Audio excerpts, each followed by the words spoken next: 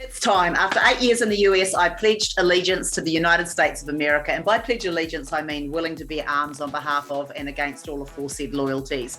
Certainly an interesting moment to absorb behind my mask under an LA sun in downtown LA. So I was born in London, raised in New Zealand, and it probably made sense that I'd make home halfway between the two in LA. In fact, halfway house is a great analogy for the US. The best and the worst resides in America. Guns, politics, scaling everything, even if it's a really bad idea, lobbying, fast food chains. Two, groundbreaking innovation, research, generous altruistic ventures, Silicon Valley and friends helping evolve humanity. Thanksgiving, July the 4th, Super Bowl celebrations, Jennifer Aniston, Brad Pitt, Tom Brady, and all the other sacred cows that you just don't fuck with here.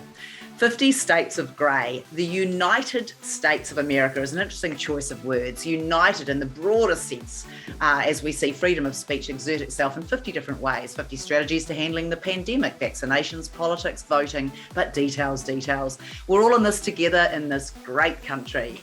I choose to sharpen my sword in these choppy waters. I am a works in progress, building my character with 8 years enduring Social Security, the DMV, 10 scams, Californian tax, the 405 and the 10.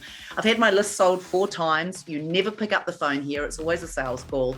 I've spent months in line, travelled extensively between states, had years commuting to New York, Amsterdam and London. One can measure our time here in a number of ways. Tax years, Max's growth chart, whether or not the girls were talking to us this year or not, how many Apple phone screens we smashed this year, which Netflix, Apple, Hulu, HBO, Peacock content has taken up residence in our mind and usurped our ability to conduct a normal life. Who bought who? How many $1 trillion Jeff Bezos made this year? And that was after he gave half of it away. Now he's just showing off. 8 years ago, we embarked on an adventure here, a green card won in the diversity lottery. Our kids were kids back then, barefoot, thick New Zealand accents, Ponsonby primary kids.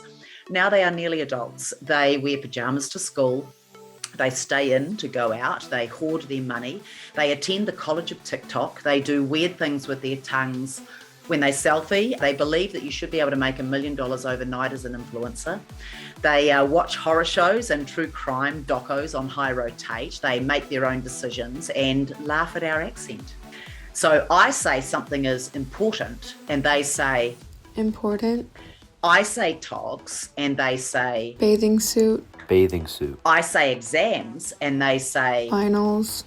I say we live near Manhattan Beach and they say Manhattan Beach. I tell them to get the shopping from the boot and they say get the groceries from the trunk. I say garage, they say garage. I say university, they say college.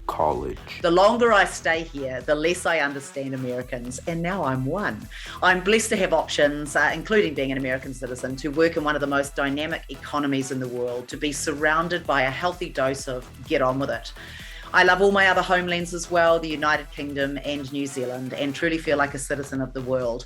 My home is where I am, my love is with my family, immediate, and you all. Thanks for having me, America. This is going to be fun. And my favourite quote right now, the grass isn't greener, it's fake.